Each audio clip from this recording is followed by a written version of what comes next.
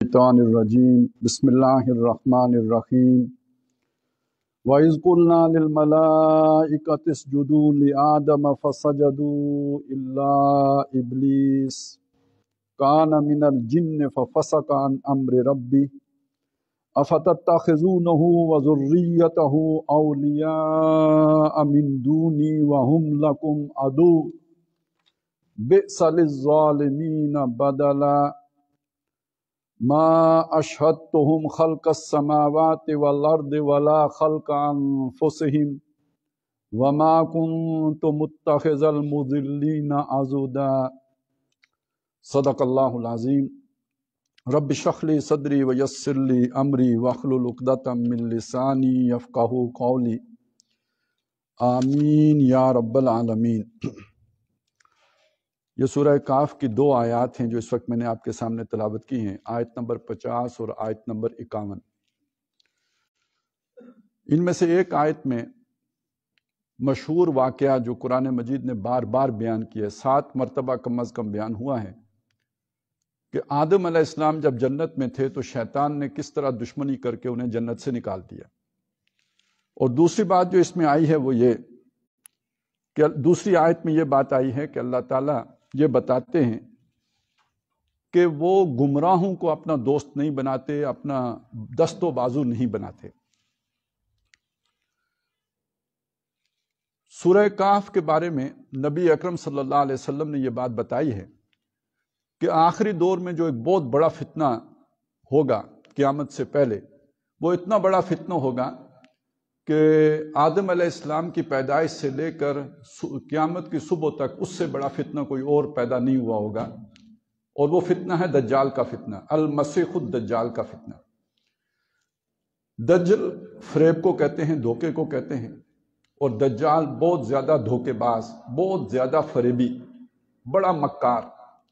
اور المسیح الدجال کا مطلب ہوا کہ جو یہ فریب بھرے گا، اس کے 2 معنی کیے گئے ہیں کہ میں مسیح ہوں، اس لیے کہ ہمارا عقیدہ ہے کہ حضرت عیسیٰ علیہ السلام دنیا میں واپس تشریف لائیں گے۔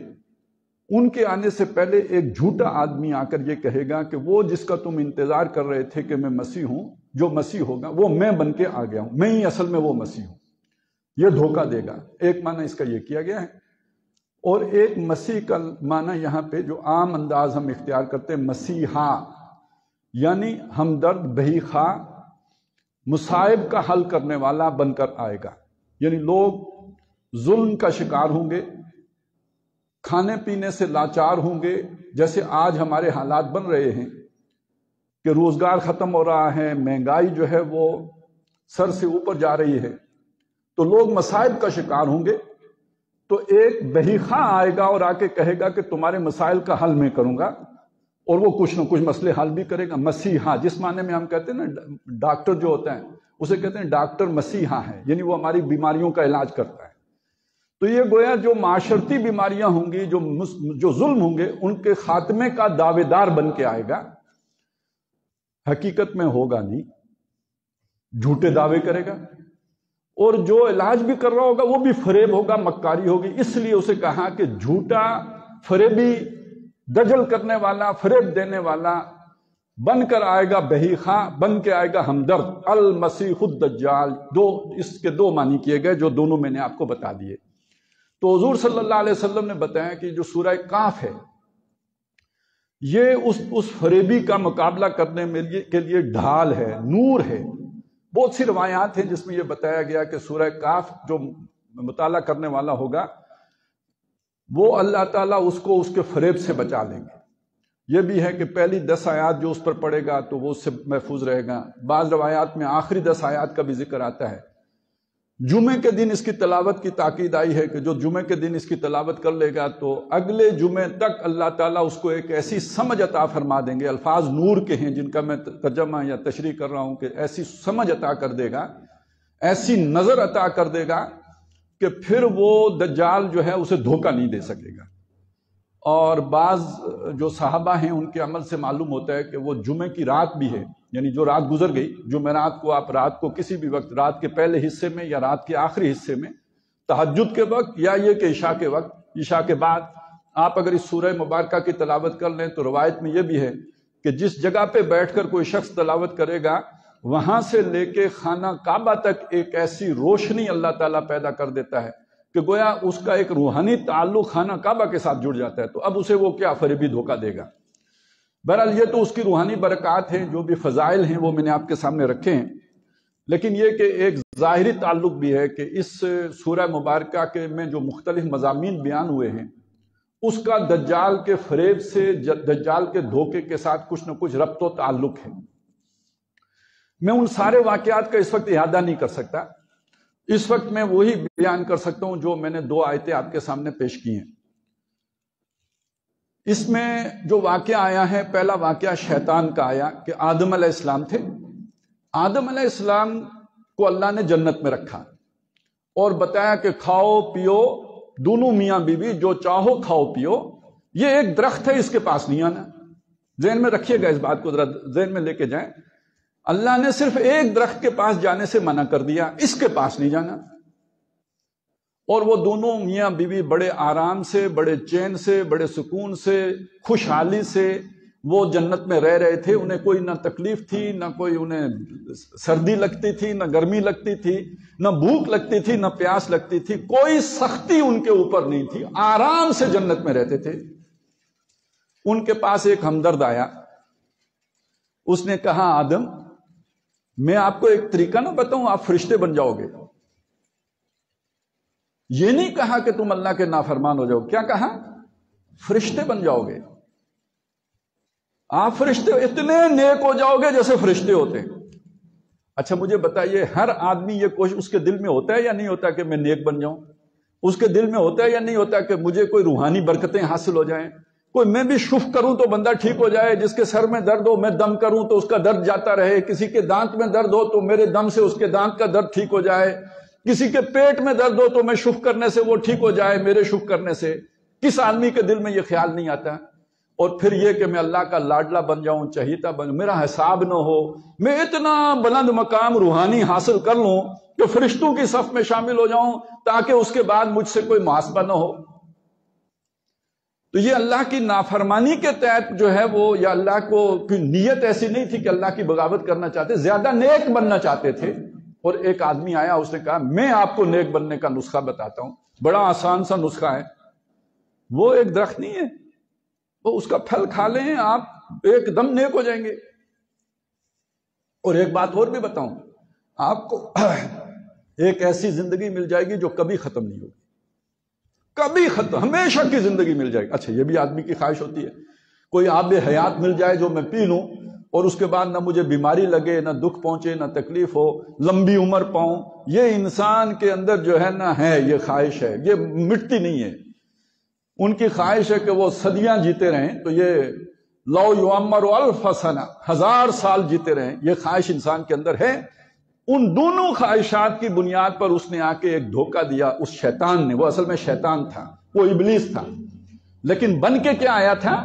ہمدرد بن کے آیا تھا. بن کے کیا آیا تھا؟ بہیخواں بن کے آیا تھا. بن کے کیا آیا تھا؟ ساتھی بن کے آیا تھا، مددگار بن کے آیا تھا.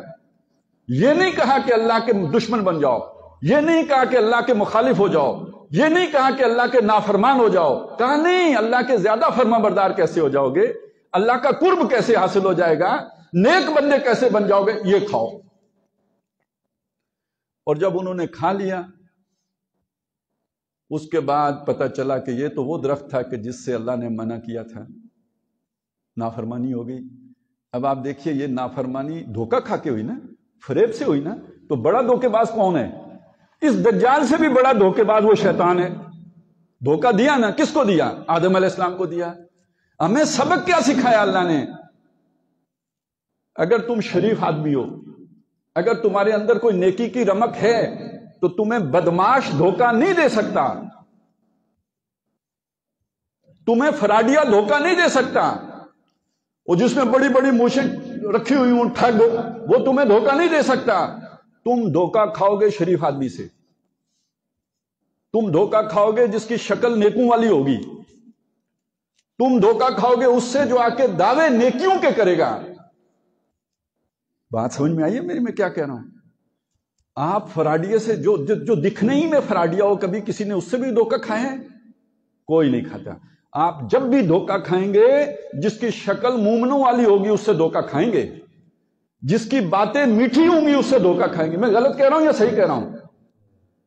یہ سبق سیکھ لیجئے، ساری زندگی کام آئے گا، بزرگوں کے بھی کام آئے گا، جوانوں کے بھی کام آئے گا، نوجوانوں کے بھی کام آئے گا۔ آپ کو دھوکہ دینے والا نیک صورت بن کے آئے گا، آپ اسی سے دھوکہ کھائیں گے جس کی شکل معصوم ہوگی۔ شیطان بھی معصوم سا بن کے آیا تھا آدم علیہ السلام کے پاس۔ تو پہلی بات تو یہ بتائی کہ دیکھو یہ جو لوگ آ کے آپ کے سامنے آپ کے ہمدرد بن کے آتے ہیں، جو آپ کے کہتے ہیں کہ ہم آپ کے لیے سونے چاندی کی جو ہے وہ بہاریں لے آئیں گے، اور یہ کہ خیر و برکت کی نہریں بہا دیں گے، اور آپ کو جو ہے نا وہ 7ویں آسمان پہ چڑھا دیں گے، اور آپ کے ملک کو ترقی دے دیں گے، اور یہ کریں گے، اور خوشحالی آ جائے گی، اور یہ ہو جائے گا اور وہ ہو جائے گا۔ بھائی دیکھا کریں یہ ہو بھی سکتا ہے یا نہیں ہو سکتا۔ میں اگر آپ سے کہوں کہ جناب یہ جو دریک کا درخت ہے اس کے ساتھ میں آم لگا دوں گا، ہو سکتا ہے یہ؟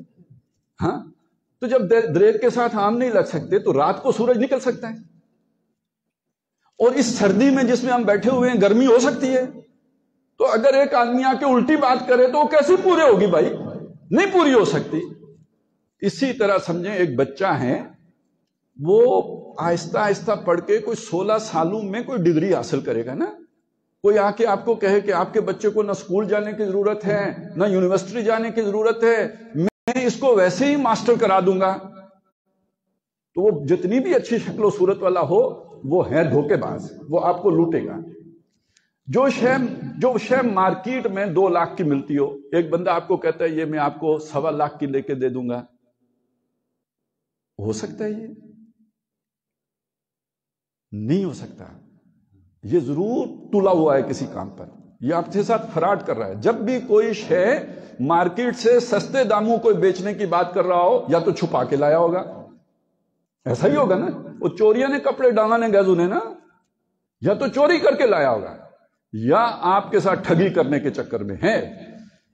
اسی طرح سمجھ لیجئے جب آپ کے سامنے کوئی اتنے بلند و بانگ دعوے کرے جو پورے ہی نہ ہو سکتے ہوں، پورے ہونا ممکن ہی نہ ہو، وہ فراڈ کرنے آیا ہے۔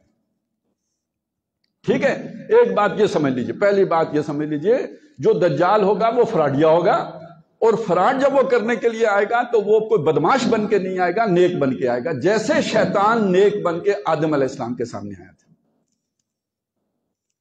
دوسری بات اس سے بھی زیادہ اہم ہے، اور وہ اللہ تعالیٰ نے یہ بتائی ہے۔ اب سنیے، میں آپ کو الفاظ سناتا ہوں۔ فرمایا یہ جو شیطان تھا یہ تھا جن، یہ جو کان من الجن، یہ فرشتہ نہیں تھا، یہ فرشتہ نہیں تھا، جن تھا۔ ففسق عن امر ربہ، تو وہ اپنے رب کے حکم سے نکل بھاگا۔ اس کے بعد اللہ نے ایک سوال پوچھا ہے آپ سے، مجھ سے، انسانوں سے، آدم کی اولاد سے ایک سوال پوچھا ہے۔ فرمایا افتتخذونہ وذریتہ اولیاء من دونی، کیا تم اس شیطان لعین کو اور اس کی اولاد مانوی و حقیقی کو میرے مقابلے میں اپنا دوست بناؤ گے؟ دوست دیکھیں، وہ جو میں نے پہلی بات کہی نا، ایک جو ٹھگ ہوگا وہ آپ سے دوستی کرے گا یا نہیں کرے گا؟ جس نے آپ کو ٹھگنا ہے وہ پہلے دوستی ہی کرے گا نا، دوستی کے بغیر تو نہیں ٹھگ سکتا۔ پہلے اس نے اپنا اعتماد آپ کے اوپر جو ہے بحال کرنا ہے۔ بلکہ چلیں میں آپ کو یہ واقعہ سنا دوں، وقت اصل میں تھوڑا ہوتا ہے، لیکن یہ کہ اس سے آپ کو بات پوری سمجھ آ جائے گی۔ ادھر ایک پنڈی میں پیر صاحب ہیں، میں ان کا کوئی نشانی بھی آپ کو نہیں بتاؤں گا، کہیں آپ کو پتہ ہی نہ لگ جائے کون سے پیر صاحب کی میں بات کر رہا ہوں۔ بہت مشہور ہیں آج کل، لوگ ہماری طرف سے بھی بہت سے ان کے پاس جاتے ہیں۔ ان کے پاس ایک بندہ آیا، وہ بندہ کچھ تھوڑے بہت تحفے تحائف بھی لے کے آیا، اور اس نے پیر صاحب کو کہا کہ پیر صاحب آپ میرے لیے دعا کریں، میرے کاروبار میں آج کل مندہ ہے، دعا کریں اللہ برکت دے، کاروبار میں بہتری آ جائے۔ پیر صاحب نے دعا کر دی، جیسی بھی دعا کی کر دی، وہ بندہ چلا گیا۔ 8-10 دن کے بعد وہ بندہ واپس آیا، ادھر آ کے باہر اس نے گاڑی کھڑی کی، آ کے پیر صاحب کو ملا، مٹھائی وغیرہ بھی، کپڑے بھی، اور بھی تحفے تحائف لے کے آیا۔ اور جب جانے لگا پیر صاحب اسے رخصت کرنے گئے، اس نے وہ جو گاڑی لایا تھا نا، اس کی چابی پیر صاحب کو دے دی کہ حضرت آپ کی دعا سے میری تو کایا کلپ ہو گئی، میری تو دنیا بدل گئی، میرے کاروبار کو 4 چاند لگ گئے، میں یہ حقیر سا تحفہ آپ کے لیے یہ کار لے کے آیا ہوں، نئے ماڈل کی۔ یہ کار آپ کے لیے لے کے آیا ہوں، یہ چابی آپ رکھ لیجیے۔ اچھا، کوئی مجھے دے تو میں انکار کروں گا؟ نہیں، آپ کو دے تو آپ انکار کریں گے۔ پیر صاحب نے بھی چابی رکھ لی۔ اچھا، مہینہ آپ بس میرے لیے دعا کیا کیجئے۔ مہینہ گزرا، وہ بندہ پھر آیا، ایک گاڑی اور لے آیا کہ پیر صاحب یہ بھی رکھیے۔ وہ 2-3 دفعہ اس نے یہ حرکت کی۔ آخر پیر صاحب نے پوچھا بھائی آپ کام کیا کرتے ہو؟ اس نے کہا بس یہ ہمارا کام ہے، پوری دنیا میں پھیلا ہوا ہے، تو ویسے ہم انویسٹمنٹ کسی کی نہیں لیتے، لیکن اگر آپ تو میرے پیر، آپ ہی کی تو برکت سے یہ سب ہوا ہے، آپ اگر انویسٹ کریں گے تو میں نہ نہیں کروں گا۔ پیر صاحب نے گھر میں جھاڑو پھیرا، جو 4-5 کروڑ روپیہ تھا یا 80-90 کروڑ روپیہ تھا، وہ سارا بوری بند کر کے لا کے اپنے مرید کے حوالے کیا کہ میرا کاروبار دیکھو نا، یہ ہر مہینے میرے لیے گاڑی لے کے آ جاتا ہے تو کوئی کاروبار تو اس کا ہوگا ہی نا۔ ایک آدھ مہینہ فون آتا رہا، اس کے بعد فون بند ہو گیا۔ فون بند ہو گیا، پیر صاحب نے پتہ کرایا، بندہ غائب۔ اس وقت ہمارے جو ISI کے جو چیف تھے، ان کے ساتھ بھی ان پیر صاحب کے تعلقات تھے، ٹل انہوں نے بھی لگا لی، بندہ نہیں ملا۔ ٹھیک ہے، 2 مہینے کے بعد رینٹے کار والے آ گئے، پیر صاحب گاڑی تو ہماری ہے، آپ کدھر لے کے بیٹھے ہوئے؟ دونوں گاڑیاں رینٹے کار والے لے گئے۔ سمجھ آئی میری بات کی؟ تو جو آتا ہے، کوئی مرید بن کے آتا ہے، کوئی ہمدرد بن کے آتا ہے، آ کے شروع میں آپ کے ساتھ اس طرح کی بھلائیاں کرتا ہے، تو دوستی لگانا پہلا کام ہے نا۔ دوستی لگائے بغیر کام نہیں بنتا۔ کام کب بنے گا؟ جب دوستی لگے گی۔ علامہ اقبال نے ایک مکھی اور مکڑا ایک نظم بیان کی ہے، اس میں بھی مکھی اور مکڑے کی دوستی کا ذکر کیا ہے۔ مکھی گزر رہی ہوتی ہے، مکڑا کہتا ہے کہ آؤ، ہم نے آپ کے لیے جو ہے نا بڑے دعوت کا اہتمام کیا ہے، جال لگایا ہوتا ہے، لیکن کہتا یہ ہے کہ آپ کے لیے دعوت کا اہتمام کیا ہے۔ مکھی کہتی ہے توبہ توبہ، جو تیرے گھر مہمان بن کے گیا پھر کبھی نہیں اٹھا، تو میں ہرگز تمہارے گھر نہیں آؤں گی، بلکہ وہ آخر میں وہ چاپلوسی کر کے مکھی کو پھانس لیتا ہے۔ وہ پوری نظم میں اقبال نے یہی بات سمجھائی ہے کہ دوستی کرنے سے پہلے سوچنا چاہیے کس سے دوستی کر رہا ہوں۔ اب اللہ نے یہ پوچھا تم نے کس سے دوستی کی؟ بھائی، انسان کو دوست کی ضرورت ہوتی ہے، کوئی انسان دوست کے بغیر نہیں رہ سکتا۔ یہ ماں باپ کیا ہوتے ہیں؟ یہ دوست ہی تو ہوتے ہیں نا، ہمارے کام آتے ہیں۔ جب وہ ضرورت مند ہوتے ہیں تو ان کے ہم دوست ہوتے ہیں، ان کے کام ہم آتے ہیں۔ یہ بھائی کیا ہوتے ہیں؟ دوست ہی ہوتے ہیں نا۔ اور جن کے ساتھ رشتہ کوئی نہیں ہوتا، ہمدرد ہوتے ہیں، وہ بھی کیا ہوتے ہیں؟ دوست ہوتے ہیں۔ اس کو کہتے ہیں مخلصانہ تعلق، غرض کوئی نہیں ہوتی، ایک دوسرے کے کام آ رہے ہوتے ہیں۔ لیکن جو ٹھگ ہوتا ہے وہ دوستی کیوں کرتے ہیں؟ وہ گنڈ کپ ہوتا ہے نا، وہ گانٹھ کاٹنے کے لیے۔ گنڈ کپ سمجھتے ہیں؟ پہلے وقتوں میں پیسے جو ہوتے تھے کسی پلو میں باندھ کے رکھتے تھے، جیسے آپ نے چادر رکھی ہوئی تھی، اس کے کونے میں پیسے باندھ لیے۔ اب وہ جو ٹھگ آئے گا وہ آپ کے ساتھ ادھر سے پاسا مارے گا، ادھر سے مارے گا، آخر میں وہ کاٹ کے لے جائے گا وہ جو بھی آپ نے جہاں گانٹھے ہوئے ہیں۔ یہ ہے گنڈ کپ۔ یہ محاورہ تو سنا ہوگا نا، گنڈ کپ۔ تو جو ٹھگ ہے جس نے آپ کی گنڈ کپنی ہے، وہ جب تک آپ کے قریب نہیں آئے گا تو گنڈ کیسے کپے گا؟ قریب آنے کے لیے اس نے دوستی گانٹھنی ہے۔ تو اللہ کہتے ہیں یار پاگلو، تم نے کس سے دوستی لگا لی ہے؟ شیطان سے۔ افتتخذونہ وذریتہ، اور اس کی اولاد سے، شیاطین جن سے۔ آپ کہیں گے یہ مولوی صاحب کیا کہتے ہیں؟ کون پاگل ہوگا جس نے شیطانوں سے دوستی لگائی ہے؟ سوچ سکتے ہیں آپ کوئی شیطانوں سے دوستی لگائے گا؟ اب میں آپ کو بتاتا ہوں، آپ کو میں یہ بتاتا ہوں، میرے پاس جنات ہیں۔ کیا بتاتا ہوں؟ میرے پاس جنات ہیں۔ اور پھر اس کے بعد کہتا ہوں کہ آپ کے اگر کوئی پیٹ میں درد ہوگا تو میرے پاس آنا، میں جن سے ٹھیک کر دوں گا آپریشن کر کے۔ اب مولوی صاحب ٹھیک کہتے ہیں نا، ایسا ہوتا ہے کہ نہیں ہوتا؟ اب آپ سوچیں کہ میری جنوں سے یاری کیسے بن گئی؟ وہ کیسے ہو گئے؟ جس کو نہ میں دیکھ سکتا ہوں نہ میرے سامنے آ سکتا ہے، وہ میرے قابو کیسے آ گیا؟ جو تو ایسی ہی بات ہے، یہاں سے کوئی بندہ اٹھ کے کہے کہ میں نے زرداری کو قابو کر لیا ہے، یا کوئی کہے میں نے نواز شریف کو قابو کر لیا ہے، دھوکہ دیتے ہیں۔ آدمی یہ سمجھتا ہے کہ میں نے جن کو قابو کیا ہوا ہے۔ میرے پاس آ جائے جن، جیسے آدم علیہ السلام کے پاس آیا تھا، اس نے آ کے کہا جی میں آپ کا دوست ہوں، میں آپ کا ہمدرد ہوں. جن تو آ کے مجھے یہی کہے گا نا میں آپ کا دوست ہوں، آپ کا ہمدرد ہوں. سمجھ آ رہی ہے میری بات کی؟ مشکل تو نہیں ہے نا. وہ تو آ کے یہی کہے گا کہ میں آپ کا دوست ہوں، ہمدرد ہوں. میں سمجھوں گا میں نے جن قابو کر لیا. نہ بھائی، میں نے جن قابو نہیں کر لیا، جن نے دھوکہ دے کے مجھے قابو کر لیا. اور جب جن مجھے قابو کر لے گا تو پتہ کب چلے گا؟ سورہ انعام میں اللہ تعالیٰ نے بتایا ہے کہ جب اللہ کے سامنے سب پیش ہوں گے، یوم یحشرہم جمیعا، جب سب کو اللہ اکٹھا کرے گا، جن بھی اور انس بھی. اللہ انسانوں سے نہیں کہے گا، اللہ جنوں سے کہے گا، یا معاشر الجن قد استکثرتم من الانس، اے جنوں کی جماعت تم نے بہت سے انسان قابو کر لیے. ہم کیا کہتے ہیں؟ ہم نے کون قابو کیا؟ اللہ کیا کہے گا؟ کس نے کس کو قابو کیا؟ جنوں نے انسانوں کو قابو کیا. وَقَالَ أَوْلِيَاؤُهُم مِّنَ الْإِنسِ، ان جنوں کے جو دوست ہوں گے انسانوں میں سے، وہ کہیں گے رَبَّنَا اسْتَمْتَعَ بَعْضُنَا بِبَعْضٍ، اے ہمارے رب، یعنی وہ اللہ نے جو کہا تھا نا کہ جنوں نے تمہیں قابو کیا، وہ کہیں گے ہمارے رب ہم نے ایک دوسرے کو استعمال کیا. آج کیا کہتے ہیں؟ ہم نے جن قابو کیے. اللہ کے سامنے کیا کہیں گے؟ ہم نے ایک دوسرے کو استعمال کیا. یعنی ہم نے جنوں سے کام لیا، جنوں نے ہم سے کام لیا. اب آپ کو یہاں یہ اللہ کے سامنے کہیں گے، لیکن یہاں کیا کہتے ہیں؟ ہم نے جن قابو کیا ہوا ہے. وہاں یہ نہیں کہیں گے کہ ہم نے جن قابو کیا ہوا تھا، وہاں کہیں گے ہم نے جنوں سے کام لیا، جنوں نے. یہ دوستی ہے، دو طرفہ کام. میں تیرے کام آؤں، تو میرے کام آئے.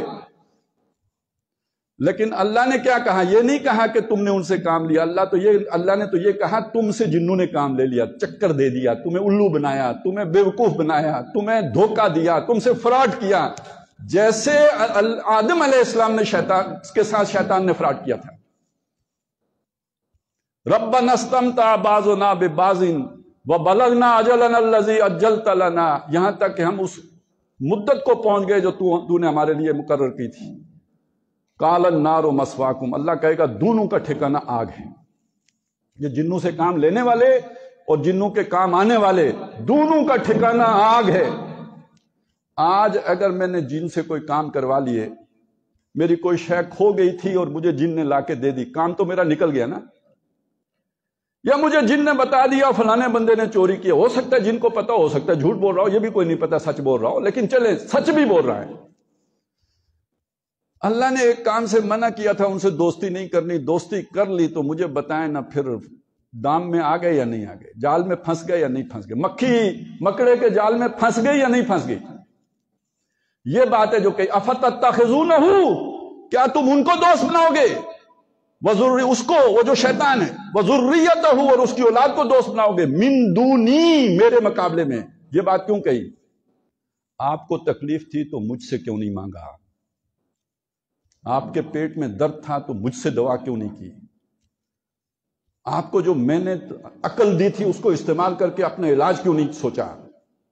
یہ جو میں نے دوائیاں پیدا کی تھی تمہارے آگے پیچھے، جڑی بوٹیاں، ان کو کیوں نہیں استعمال کیا؟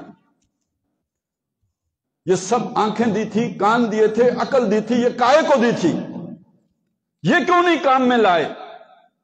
کیوں چلے ہو ان شیطانوں کے پیچھے؟ سمجھ آئی میری بات کی؟ یہ دوستی، جس کی شیطانوں کے ساتھ دوستی ہو گئی وہ مارا گیا، اس کی نمازیں بھی گئی، اس کے روزے بھی گئے. تو یہ پہلی بات. اس سے اگلی بات یہ سمجھ لیجئے، شیطانوں کے بھی بڑے پکے اور گہرے دوست ہوتے ہیں. انسانوں میں شیطانوں کے جو دوست ہو سکتے ہیں ذرا سوچئے. قرآن مجید نے ہمیں بتایا، یہ جو یہودی ہیں یہ شیطانوں کے پکے دوست ہیں. بتایا کہ نہیں بتایا؟ یہ جو کٹر قسم کے نصرانی ہیں یہ شیطانوں کے دوست ہیں. یہ تمہارے دوست نہیں ہو سکتے. لن ترضى عنك اليهود ولا النصارى حتى تتبع ملتهم، یہ یہود و نصارہ تم سے ہرگز راضی نہیں ہو سکتے جب تک کہ تم ان کے طریقے کی پیروی کرنا نہ شروع کر دو. یا ایھا الذین آمنوا لا تتخذوا اليهود والنصارى اولیاء، اے وہ لوگوں جو ایمان لائے ہو یہود و نصارہ کو دوست نہ بناؤ. بعضهم اولیاء، بعض وہ تمہارے دوست نہیں، ایک دوسرے کے دوست ہیں. وَمَن يَتَوَلَّهُم مِّنكُمْ، اور اگر تم میں سے کوئی ان سے دوستی کرے گا، فَأُولَٰئِكَ مِنْهُمْ، وہ انہی میں سے ہوں گے. فَإِنَّهُ مِنْهُمْ، وہ انہی میں سے ہوگا. کیا مطلب؟ بے شک نام اس کا مسلمانوں والا ہو، اللہ کے رجسٹر میں وہ انہی کے ساتھ لکھا جائے گا. اب دوستی کا مطلب سمجھ میں آیا؟ أَفَتَتَّخِذُونَهُ وَذُرِّيَّتَهُ أَوْلِيَاءَ، یہ پہلا درجہ ہے. دوسرا درجہ کیا ہے؟ جنہوں نے ان شیطان کو اولیاء بنایا ہوا ہے ان کو بھی اپنا اولیاء نہ بناؤ، دوست نہ بناؤ.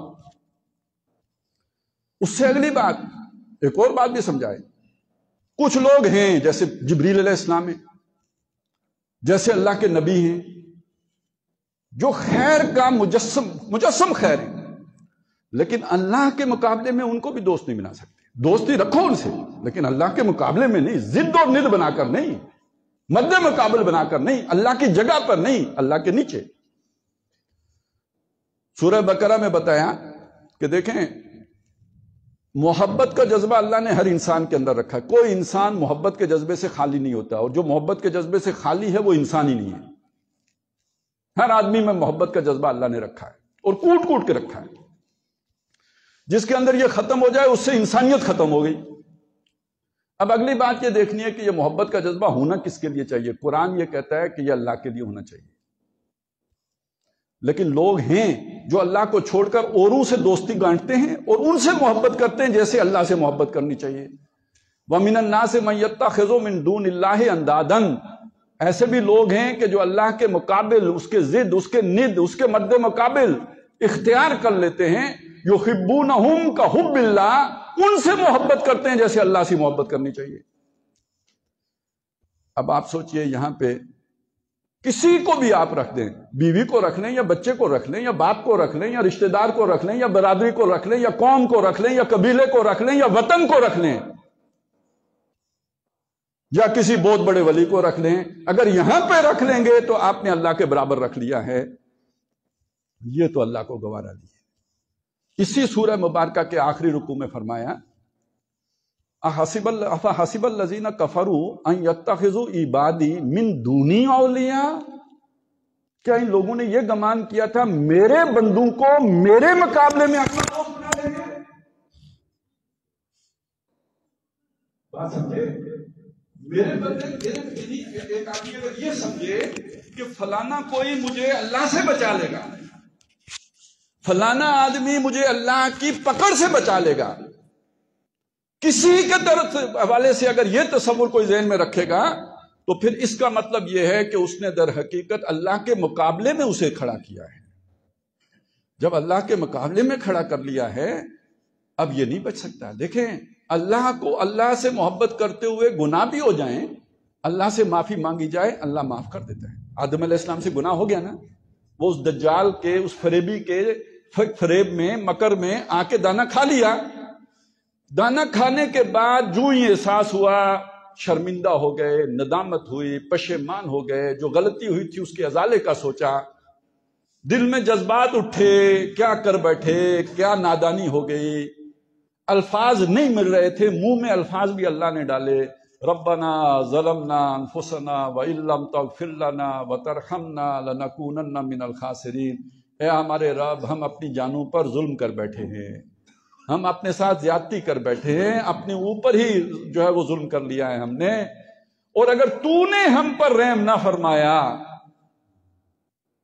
لَإِن لَّمْ تَغْفِرْ لَنَا، اور ہمیں تو نے بخش نہ دیا، وَتَرْحَمْنَا، اور رحم نہ فرمایا، لَنَكُونَنَّ مِنَ الْخَاسِرِينَ، ہم ہو جائیں گے خسارہ پانے والوں میں سے، ہم ہو جائیں گے ظلم اٹھانے والوں میں سے. مانگا کس سے؟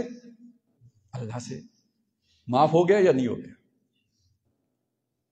تو مجھ سے غلطی ہو جائے، آپ سے غلطی ہو جائے تو کوئی سیڑھی لگانے کی ضرورت تو نہیں ہے، کہیں دائیں بائیں جانے کی ضرورت تو نہیں ہے. اللہ کہتا ہے مجھ سے مانگو. کیوں نہیں مجھ سے مانگتے؟ ہاں پشیمانی ہونی چاہیے. اللہ کو چکر دینے کی سوچو نا، پھر نہیں ہوگا. اب ظاہر ہے ہمیں پتہ ہے اللہ کو چکر دے نہیں سکتے، تو پھر ہم خود چکر کھانے چلے جاتے ہیں نا کسی کے پاس کہ شاید یہ کوئی ہمارا کام سیدھا کر دے. ایسا نہیں ہو سکتا، اللہ کو چکر نہیں دیا جا سکتا. کون ہے جو اللہ کو چکر دے سکے؟ غلطی کا احساس ہو گیا، ندامت ہو گئی، شرمندگی ہو گئی، کسی کے پاس جانے کی ضرورت نہیں ہے، ماتھا رب کے سامنے ٹیکنے کی ضرورت ہے. اور یہ ماتھا آپ نے ٹیک لیا، 1000 سجدوں سے نجات مل جائے گی، بے فکر. اب کسی کی پرواہ نہیں رہی.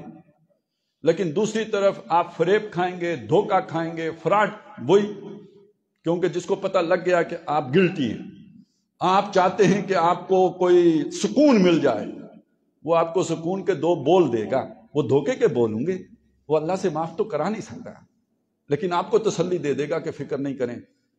لیکن آپ کو اس کے بدلے میں کوئی بکرے شکرے دینے پڑیں گے یا نہیں دینے پڑیں گے؟ کوئی فیس، کوئی چڑھاوا، کوئی حلوہ، کوئی مانڈا، ٹھیک ہے نا، کوئی تحفہ کرنا پڑے گا نا. اور یہ کبھی ختم نہیں ہوگا، یہ کرتے رہنا پڑے گا. اور یہ پھر سلسلہ دراز سے دراز تر ہوتا چلا. یہ میرا اور آپ کا مسئلہ بھی ہے، یہ ہماری قوم کا مسئلہ بھی ہے. ہماری امیدیں کس سے ہیں؟ قومی سطح پر غریب ہو گئے ہیں نا، دیوالیہ ہونے کا خطرہ ہے نا. امید کس سے ہے؟ ورلڈ پاور سے. امریکہ ہے، فرانس ہے، برطانیہ ہے، یورپ ہے، چائنا ہے. آپ نے اس پورے عرصے میں کوئی اللہ کا نام سنا ہے کہ؟ میرے بھائیوں میری بات سنیں، ہم سب اس کشتی کے مسافر ہیں یا نہیں؟ اسی کشتی پہ بیٹھے ہیں نا. یہ تیرے گی تو ہم سب تیریں گے، یہ ڈوبے گی تو ہم بھی ساتھ ڈوبیں گے یا نہیں ڈوبیں گے؟ تو پھر سوچیں کہ جو ملاح ہیں، جو یہ کشتی لے کے چل رہے ہیں، ان میں سے کسی کے ذہن میں، دماغ میں، زبان پر اللہ کا نام بھی آیا تو دوستی کس سے ہے؟ تو ہم ڈوبنے جا رہے ہیں یا تیرنے جا رہے ہیں؟ یہ کشتی ڈوبے گی بھائی. آگے جتنا منظر حسین نظر آ رہا ہو، یہ فریب ہے، یہ دھوکہ ہے. جو ہمارے دوستوں نے، وہ دوست ہمارے دوست نہیں ہیں، وہ شیطان کی طرح فراڈی ہیں، وہ دغا باز ہیں. اور جو ان کے دوست ہیں وہ ہم سے بھی دغا کرتے ہیں کہ نہیں کرتے؟ جھوٹے لارے لگاتے ہیں یا نہیں لگاتے؟ یہ ہم بیتتی ہے ہم پر یا نہیں بیتتی ہے؟ آپ کو عجیب لگے گا، علامہ اقبال نے 100 سال تقریباً پہلے یہ بات کہی تھی، اور علامہ نے یہ کہی تھی شیطان کی زبان سے کہلائی تھی. یعنی وہ شعر اس طرح کا ہے جیسے شیطان کہہ رہا ہو. اور کس سے کہہ رہا ہو؟ اللہ سے کہہ رہا ہے. شیطان کس سے؟ اللہ سے کہہ رہا ہے. باقی نہیں. وہ کہتا ہے کہ جمہور کے ابلیس ہیں ارباب سیاست. یا اللہ میں تو ویسے ابلیس مشہور ہو گیا ہوں، یہ جو جمہور ہیں عوام، اس کے جو ابلیس ہیں وہ سیاست کرنے والے لوگ ہیں. جمہور کے ابلیس ہیں ارباب سیاست. باقی نہیں میری ضرورت اب تے افلاک. اب میں ادھر رہ کے کیا کروں گا؟ میرا کام مجھ سے بہتر کرنے والے موجود ہیں. میں تو خواہ مخواہ یہاں پہ جو ہے نا خجل خوار ہو رہا ہوں. میری کوئی ضرورت ادھر اب نہیں ہے. تو جیسے اس نے دھوکہ دیا، اس کے ساتھی جو دنیا میں ہیں وہ ہمیں ملک بطور ملک دھوکہ دے رہے ہیں، اور ان کے جو دوست ہمارے پاس ہیں وہ ہم سب کو دھوکہ دے رہے ہیں. مہنگائی آسمانوں پہ پہنچ جائے، وہ جیسے آپس میں، آپ کو پتہ نہیں وہ ہوگا کبھی کسی کی جیب کٹی ہو تو اگر پکڑا گیا جیب کترا تو اس کے ساتھی بھی اسی گاڑی میں بیچ میں ہوتے ہیں. جو ہی وہ پکڑا جائے گا وہ اسے مارنا شروع کر دیتے ہیں. وہ 5-6 ہوتے ہیں، آپ سمجھتے ہیں یہ آپ کے ہمدرد ہیں، وہ مارتے مارتے اسے لے کے چلے جاتے ہیں. یہ کسی نے دیکھا ہو، تماشا تو ضرور دیکھا ہوگا. تو یہ سب ایک کلب ہوتا ہے، یہ اکٹھ ہوتا ہے. وہ ایک دوسرے سے لڑائیاں بھی جعلی ہی ہوتی ہیں، اور وہ سارا فریب کس کے لیے ہوتا ہے؟ وہ جس کی گنڈ کپنی ہوتی ہے. تو گنڈ تو کپ کے لے گئے. تو جناب یہ سوچیں، ابھی باقی باتوں کو چھوڑیں جناب. یہ آپ کے ملک میں گندم وافر تھی، پوری تھی. یہ جب گندم کی فصل آئی تو زیادہ سے زیادہ 2500 روپے قیمت تھی. ابھی پچھلے دنوں وہ قیمت بڑھ کے تو 5500 روپے تک بھی چلی گئی. پتہ نہیں، ہو سکتا ہے اس سے بھی اوپر گئی ہو. آپ کے جو بھی گودام ہیں ان میں وہ پورا ذخیرہ موجود تھا. صرف ایک افواہ پھیلائی گئی کہ گندم کی شارٹیج ہو گئی ہے، اور اسے روک لیا گیا سپلائی، اور وہ چڑھتے چڑھتے 6000 5500 تک چلی گئی. پھر ایک خبر آئی کہ جی جہاز جو ہے نا لنگر انداز، روس سے گندم آئی ہے، جہاز لنگر انداز ہو گیا ہے. پتہ نہیں آپ کو پتہ ہوگا، جہاز جب لنگر انداز ہوتا ہے 8-10 دن لگتے ہیں اسے آنے میں جٹی پہ، برف پہ آ کے اسے جب برف ملتی ہے تو پھر بھی آگے 8-10 دن اور لگ جاتے ہیں اسے ان لوڈ ہونے میں. جہاز ہے، کوئی ٹرک تو نہیں ہے، وہ کوئی مزدہ تو نہیں ہے. پھر وہاں سے سپلائی پورے ملک میں ہونے، یہ 20-25 دن کا پروسیس ہے. وہ ایک دن خبر آئی، دوسرے دن گندم 3500 پہ آ گئی. اس کا مطلب ہے ادھر ہی پوری تھی، وہ والی تو ابھی آئی نہیں ہے. لیکن دھیاڑیاں لگ گئی کچھ لوگوں کی کہ نہیں لگ گئی؟ ٹھگی کا طریقہ سمجھ میں آیا؟ فریب کا طریقہ سمجھ میں آیا؟ یہ ٹھگی کس کے ساتھ؟ میرے اور آپ کے ساتھ ہو رہی ہے. اور پھر بھی ہماری دوستی کس کے ساتھ ہے؟ ٹھگوں کے ساتھ. اس کا ایک ہی مطلب ہوتا ہے کہ کچھ ہلکے پھلکے ٹھگ ہم بھی ہیں، تبھی تو اتنی بڑی ٹھگی کو گوارا کر لیتے ہیں، اتنی بڑی ٹھگی کو برداشت کر لیتے ہیں. تو یہ ٹھگی شروع کہاں سے ہوتی ہے؟ آدم علیہ السلام کے ساتھ ٹھگی کس نے کی؟ شیطان نے. پھر اس ٹھگ کے ٹھیکیدار کون بن گئے؟ یہود و نصارہ. پھر جنہوں نے ان کے ساتھ دوستی کی وہ ہمیں ٹھگنے میں لگ گئے. تو بھائی اس ٹھگی سے نکلیں گے تو دجل و فریب اور دجالیت سے نکلیں گے. آخر میں اللہ تعالیٰ نے ایک بات کہی ہے، وہ میں آپ کو سنا دیتا ہوں. اللہ نے فرمایا کہ میں یہ جو گمراہ لوگ ہوتے ہیں نا، جن کے کردار گھٹیا ہوتے ہیں، جن کے کردار کے اندر کوئی اعلیٰ اوصاف نہیں ہوتے، جو جھوٹ بولتے ہیں، فریبی ہوتے ہیں، مکار ہوتے ہیں، دغا باز ہوتے ہیں، ایسے لوگوں کو اپنا دوست نہیں بناتا ہوں، ایسے لوگوں کو اپنا دست و بازو نہیں بناتا ہوں. بلکہ روایات میں یہ بھی آتا ہے، حدیثوں میں، کہ جس آدمی کے اندر فریب ہو، مکار آدمی، وہ جنت کی خوشبو بھی نہیں سونگے گا. گناہگار ہونا علیحدہ بات ہے، گناہ کسی سے بھی ہو سکتا ہے. مکار اور فریبی ہونا ایک علیحدہ بات ہے. یہ جو مکار اور فریبی ہیں یہ جنت کی خوشبو بھی نہیں سونگے گا. بھائیو اس بات سے بچو، کم از کم خود بھی مکر و فریب سے بچو. کسی کے خلاف سازش نہ کرو، کسی کو دھوکہ نہ دو، کسی کے ساتھ دھوکے والی کوئی فراڈ سوچو نہ. اور اگر کوئی کرے آپ کے ساتھ، اسے برداشت ہرگز نہ کرو، کیونکہ برداشت کرنے کا مطلب یہ ہے کہ آپ اس کو اپنے لیے گوارا کر رہے ہیں تو کل کسی کے ساتھ کریں گے بھی. اسے برداشت نہ کرو. اور یہ اگر آپ کر لیں، پھر بھی آپ سے کوئی غلطی کوتاہی اگر ہو، اللہ معاف کرنے والا ہے. ٹھگی کرنے والے کو اللہ معاف نہیں کرتا، اور جو اللہ کے بندوں سے ٹھگی کرتا ہے اسے اللہ ہرگز معاف نہیں کرتا. نہ خود ٹھگ بنے، نہ کسی ٹھگ کی وہ ٹھگی برداشت کریں، گوارا کریں. آدم علیہ السلام سے غلطی ہوئی، اللہ نے معاف کر دیا. شیطان نے ٹھگی کی، اللہ نے معاف نہیں کیا. یہ آپ کے سامنے دو مثالیں صاف بالکل واضح ہیں. تو آدم کے بیٹے بنے، شیطان کے دوست نہ بنے. افتتخذونہ وذریتہ اولیاء من دونی. اللہ مجھے بھی آپ سب کو بھی یہ ٹھگی کرنے سے، اس کی صلاحیت ہمارے اندر ہے، لیکن یہ کرنے سے اللہ تعالیٰ ہمیں محفوظ رکھے اور بچائے. بارک اللہ لی ولکم فی القرآن العظیم ونفعنی وایاکم بالآیات والذکر الحکیم.